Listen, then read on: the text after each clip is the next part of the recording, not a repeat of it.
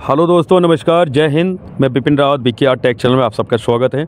दोस्तों, सरसों खल को लेकर के जो समस्याएं हैं आप लोगों के पास, जो खल बिकता नहीं है, और काफ़ी भाई लोग मेरे पास कमेंट करते हैं और मैसेज भी करते हैं कि आप जो खल बेचते हैं जहां पर, आप उसके बारे में बता दीजिए, जिस सॉल्वेंट प्लांट को देते हैं उसके बारे में बता दीजिए।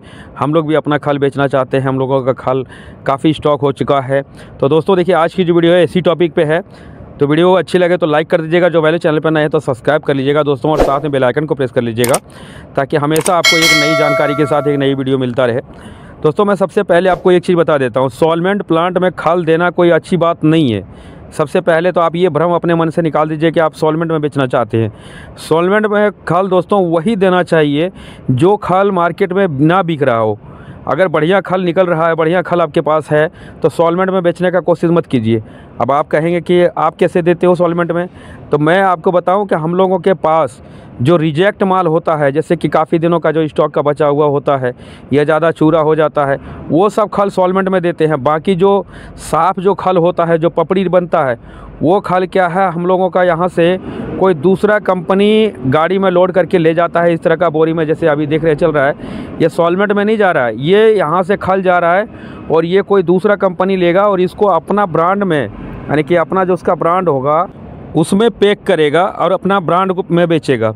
इससे क्या उनको भी मुनाफा हो जाता है और हमारे कंपनी को भी इसमें जो है काफ़ी फ़ायदा होता है। देखिए, इस तरह का खल अगर दिख रहा है ना, तो ये सब खल सॉल्वेंट में हम लोग नहीं देते हैं। हम लोगों का कंपनी का जो खल है दूसरा कोई ख़रीदता है और पार्टी ख़रीद के और अपना ब्रांड में जो है इसको पैक करके बेचता है। सॉल्वेंट में वो खल देते हैं जो लास्ट में जो बचता है, जैसे चूरा हो जाता है या कोई साइड में पड़ा रह जाता है कुछ दिन से, तो ये सब एक अभी इकट्ठा करके इसको ट्रोला में भर के इसको दे दिया जाता है या ट्रक में भर के।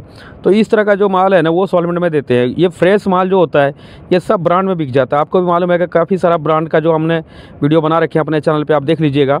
और आपको आज मैं भाव बता देता हूँ। अभी का जो भाव है, देखिए, अगर सॉल्वेंट में देंगे दोस्तों तो आपको कम से कम 28 रुपये का भाव में जाएगा ये। और यही अगर दूसरे कंपनी को अगर हम लोग देते हैं तो मान चलिए कि ये 29 रुपये के करीबन में पड़ जाता है, यानी कि 80-90 पैसा जो है एक्स्ट्रा मिल जाता है। और कोई इसमें एक्स्ट्रा खर्चा भी नहीं पड़ता है, वो खुद लेके जाते हैं यहाँ से और अपना जो ब्रांड में है वो अपना चाहे कोई भी भाव बेचे। तो इस तरह से जो है हम लोग सॉल्वेंट में नहीं देते हैं। तो ये जो आप लोगों का मन में चल रहा था भ्रम के सॉल्वेंट में बेचना है, इसको निकाल दीजिए आप लोग मन से। सॉल्वेंट में खल बेचना ही नहीं है आपको। हमारी कंपनी का खुद का ब्रांड है और वो अपने ब्रांड में ही खल ज़्यादा अधिकतर बिकता है। उसके बाद जो बचता है वो दूसरा का पार्टी वाला ले जाता है। उसके बाद अगर कोई ऐसे बचता है तो वो मैंने आपको बता ही दिया, वो सॉल्वेंट में जाता है। और आपको कैसे बेचना ये मैं आपको बताता हूँ। दोस्तों देखिए, आप लोग कोशिश कीजिए कि अपने आसपास का जो व्यापारी है उनको पकड़िए, मार्केटिंग पकड़िए, दुकान पकड़िए, क्योंकि सरसों की खली हर जगह सेल होता है।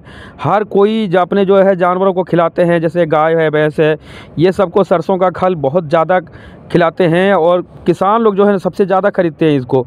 तो कोशिश कीजिए अपने दुकान में बेचने का। सॉल्वेंट के चक्कर में मत रहिए। सॉल्वेंट के नंबर कई भाई लोग मेरे से कहते हैं कि सॉल्वेंट का नंबर दीजिए। अरे भैया, सॉल्वेंट वाले को मत दो खल, इतना क्वांटिटी में तो होगा भी नहीं आपके पास। और अगर छोटा, देखिए, ज़्यादा बड़ा जो बिज़नेस हो जाता है ना, उसमें भी ये मतलब मान चलिए कि एक तरफ से तकलीफ ही है, क्योंकि हम लोग का कंपनी में कोई इधर उधर नहीं बेच सकता है। इसलिए मोटा काम होता है तो थोड़ा बेचने के लिए भी उसी हिसाब से होता है। अगर माल स्टॉक हो जाएगा तो ज़्यादा कहीं ऐसे नहीं बेच सकते। लेकिन आप लोगों के पास तो थोड़ा थोड़ा माल होता है, आप लोग तो आसानी से बेच सकते हैं कहीं लोकल एरिया में। आप लोग जो आपके आसपास में जो मार्केट है, जो दुकानें हैं, वहाँ पे आसानी से बेच सकते हैं। जो पशु चारा बनाता है, जो कैटल फीड बनाते हैं, ये सब के पास भी आप आसानी से अपने खल को बेच सकते हैं और अच्छा खासा जो है रेट मिल सकता है इसमें।